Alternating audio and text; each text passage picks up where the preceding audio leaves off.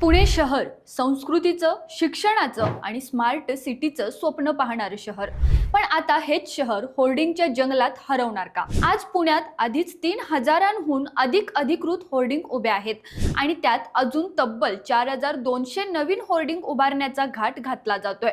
हा विकास आहे की शहर विद्रूप करण्याचा कट? एकीकडे पुणे सुंदर बनवू अशा घोषणा आणि दुसरीकडे प्रत्येक रस्ता, प्रत्येक चौक जाहिरातींनी व्यापून टाकण्याची तयारी. सर्वात धक्कादायक बाब म्हणजे महापालिकेला वर्षाला मिळणारा फक्त 50 कोटींचं उत्पन्न आणि ठेकेदाराला मिळणारा तब्बल 70% नफा.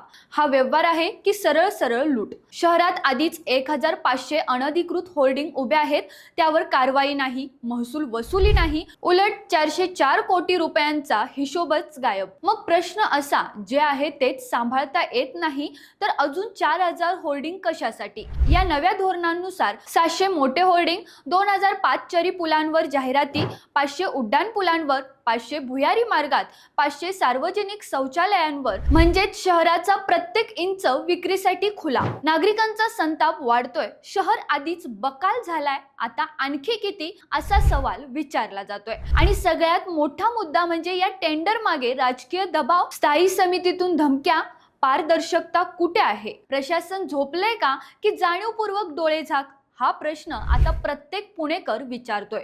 पुणे स्मार्ट सिटी होणार की होर्डिंग सिटी?